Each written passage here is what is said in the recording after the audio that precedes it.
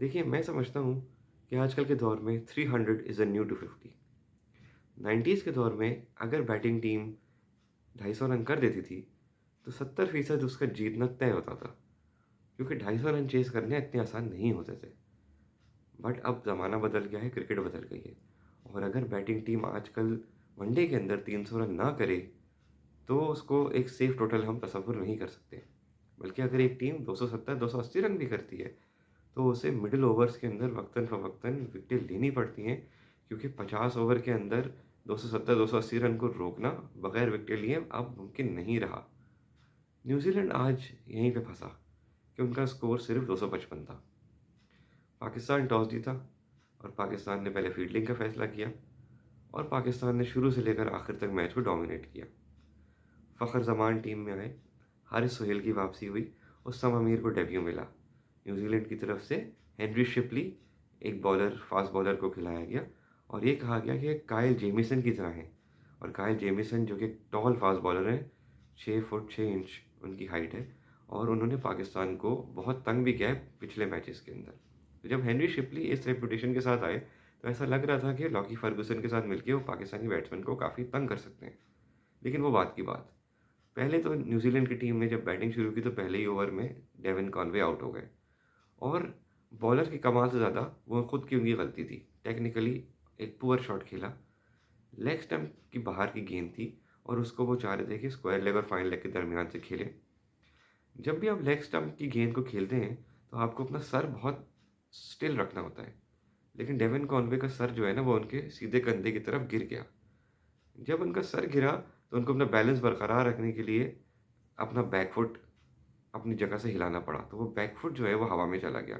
जब उनका सर हिला हुआ था, उनका बैक फुट भी हवा में था, तो वो शॉट खेलने की किसी पोज़ीशन में ही नहीं थे। और बैड लक उनके साथ ये हुई कि गेंद जब उन्होंने मिस की, तो वो उनके बैक लेग पे लगी और लग के विकेटों में चली गई।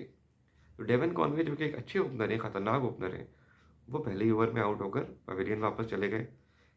खैर विलियमसन आए और उन्होंने फिन एलन को जॉइन किया और फिन एलन एक ऐसा प्लेयर है कि जो कि शुरू से अग्रेसिव खेलता है।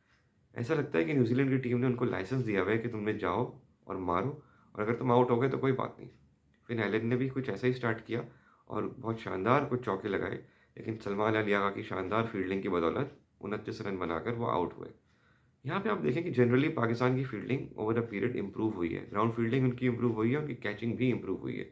जिस तरह सलमान अली यागा ने आज एक कैच लिया, हवा में उड़ के हॉरिज़ॉन्टली दोनों हाथ से वो गेंद तक पहुँचे। तो इससे ज़ाहिर होता है कि पाकिस्तान की फील्डिंग बहुत ज़्यादा इम्प्रूव हुई है। हाँ, ये अलग बात है कि इम्पोर्टेंट मैचेस के अंदर हमने देखा है कि क्रूशियल प्रेशर मोमेंट्स के ऊपर कैचेस छूटे हैं, लेकिन उसके ऊपर भी इंशाल्लाह काबू पा लिया जाएगा। अगर हम जनरली देखें तो जनरली पाकिस्तान की फील्डिंग इम्प्रूव ही हुई है। केन विलियमसन को बोल्ड किया उसामा मीर ने और वो एक परफेक्ट लेग स्पिनर्स डिलीवरी थी, जो कि हवा के अंदर ड्रिफ्ट इन हुई, पड़ के बाहर निकली और मिडल और ऑफ स्टंप ले गई। नवाज़ ने भी कुछ डेरिल मिचेल को इसी तरह आउट किया कि मिडल स्टंप पे पिच करके गेंद स्पिन की और ऑफ स्टंप पे बोल्ड हासिल किया। इससे पता चलता है कि आज की जो विकेट थी वो स्पिनर्स के लिए थोड़ी-सी फ़ायदेमंद थी। तो जो न्यूज़ीलैंड ने इश सोधी को नहीं खिलाया वो इन हाइंडसाइट एक बुरा फ़ैसला था।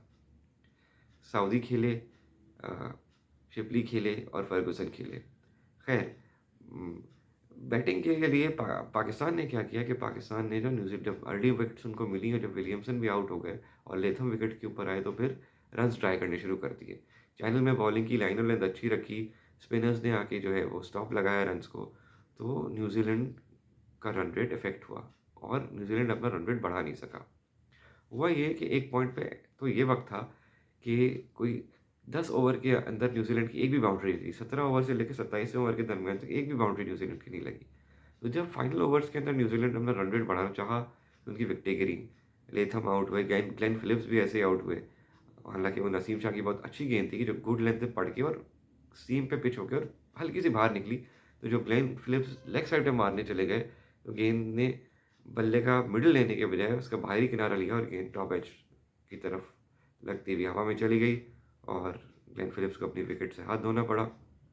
सैंडर ने आगे कुछ मज़ामत की, 21 रन बनाए, लेकिन उस वक़्त तक बहुत देर हो चुकी थी और पाकिस्तान की जानिब से नसीम शाह ने जो है वो 5 खिलाड़ियों को आउट किया, बहुत ही शानदार बॉलिंग की। कॉनवे को आउट किया, ग्लेन फिलिप्स को आउट किया और उसके बाद टेल को क्लीन अप कर दिया, ख़ास तौर पे जिस तरह से वो हेनरी शिपली को यॉर्कर पे उन्होंने परफेक्ट यॉर्कर पे बोल्ड किया बहुत ही शानदार डिलीवरी थी और वो हवा में टेल इन भी हुई थी। तो वक़ार यूनिस की याद आई और मैं समझता हूँ कि हेनरी शिपली बहुत लकी थे कि उनकी गेंद सीधी टोज़ में नहीं लगी, वरना वो डेफ़िनेटली इंजर्ड हो सकते थे। पाकिस्तान की जब बैटिंग आई तो इमाम उल हक 11 रन बनाकर आउट हो गए। ऑफ लेट इमाम उल हक ने जो है वो एक अपनी गेम को इवॉल्व करने की कोशिश की है और वो आके कोशिश करते हैं कि वो अग्रेसिवली बॉलर्स को टेक ऑन करें। और अभी तक वो इसमें पूरी तरह से कामयाब नहीं हुए, तो आज भी उन्होंने यही कोशिश की कि वो अच्छा खेल रहे थे वो, लेकिन उन्होंने आके बॉलर को ब्रेसवेल को डोमिनेट करने की कोशिश की और वो मिड ऑन पे कैच आउट हो गए। फ़खर ज़मान बहुत अरसे बाद पाकिस्तान टीम के लिए खेल रहे थे और फ़खर ज़मान ने बहुत अच्छी इनिंग खेली, एक हाफ सेंचुरी स्कोर की और वो भी ब्रेसवेल को डोमिनेट करने की कोशिश में आउट हो गए। तो यहाँ पे जो है वो right arm off spinner Bracewell ने दोनों पाकिस्तानी लेफ्ट हैंडेड ओपनर्स को आउट किया। तो यहाँ से हफ़ीज़ भाई की भी याद आई, जिस तरह हफ़ीज़ भाई जो है वो लेफ्ट हैंडर्स को आउट कर लिया करते थे। लेकिन फ़र्क ये था कि हफ़ीज़ भाई जो है जब विकेट लेते थे तो लेफ्ट हैंडर्स डिफेंड करते हुए आउट होते थे। उनको पता ही नहीं होता था कि गेंद कहाँ से चली गई और वो आउट हो गए। यहाँ पे हमारे बैट्समैन जो है वो अटैक करते हुए आउट हुए।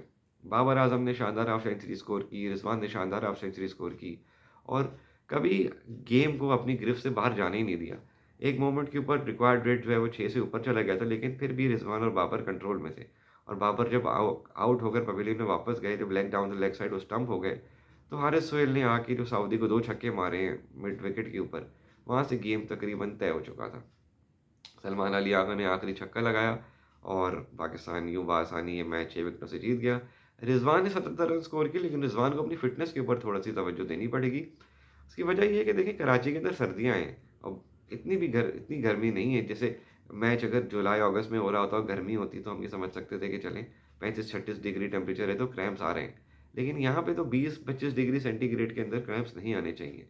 रिज़वान को अपनी फ़िटनेस के ऊपर थोड़ा-सा काम करना चाहिए और इस वजह से भी कि रिज़वान को अच्छा रेस्ट भी मिला हुआ था। 2 टेस्ट मैचेज़ वो नहीं खेले थे, सो ही वाज़ फ्रेश और ऑफ द बेंच वो आके खेले हैं और इंजर्ड हुए हैं मैच के दौरान, इनिंग के दौरान। थोड़ा-सा फ़िटनेस पे उनको काम करना चाहिए बिकॉज़ विकेट कीपर को फ़िटनेस बहुत ज़रूरी है। आम प्लेयर से ज़्यादा ज़रूरी विकेट कीपर की फ़िटनेस है, क्योंकि विकेट कीपर ने 50 ओवर में जो 300 बॉलें होती हैं, वो 300 बॉलें विकेट कीपर ने कॉन्सन्ट्रेट करना होता है। जबकि फ़ील्डर अगर जैसे थर्ड मैन पे खड़ा है, फाइन लेग पे खड़ा है, तो उसकी कॉन्सन्ट्रेशन जो है, वो अप एंड डाउन हो सकती है। उसमें प कोई ख़मियाज़ा टीम को नहीं भुगतना पड़ता जनरली। लेकिन विकेट कीपर की अगर कॉन्सन्ट्रेशन 1 मिनट के लिए भी अप डाउन हो, तो उससे भारी नुकसान हो सकता है। तो रिज़वान को अपनी फ़िटनेस पे काम करना चाहिए। Overall a very good start for the Pakistani cricket team. याद रखिए कि पाकिस्तान अगर ये सीरीज़ 3-0 जीतता है, तो वनडे रैंकिंग्स में वो नंबर 1 पे आ जाएगा। आई थिंक अगर पाकिस्तान नंबर 1 पे आता है, तो ये बहुत अच्छा साइन होगा आगे के मैचेस के लिए जो है, वो एक बहुत पॉज़िटिव एक एनर्जी बूस्ट मिलेगा और फिर वर्ल्ड कप भी हमें इंडिया में खेलना है, तो उसकी भी अच्छी तैयारी का मौका हमें मिलेगा। All in all a very good performance of Pakistan. I think New Zealand ने मिस्टेक की सऊदी को ना खिला के, क्योंकि देखिए सऊदी जो हैं, वो उन कंडीशंस के बॉलर हैं कि जहाँ पे गेंद में स्विंग और सीम हो। उनके पास इतनी पेस नहीं है, तो अगले मैच के ऊपर जो है वो सऊदी की जगह या फिर हेनरी शिपली की जगह इस सऊदी को खिलाया जा सकता है, क्योंकि जिस तरह से आज विकेट स्पिन ले रही थी, आई थिंक सऊदी काम आ सकते थे। Naseem Shah man of the match हुए अपनी 5 विकेटें लेने पर और पाकिस्तानी टीम जनरली आज बहुत खुश होगी कि उन्होंने एक आज परफेक्ट मैच खेल के एक बहुत अच्छी विक्ट्री हासिल की है।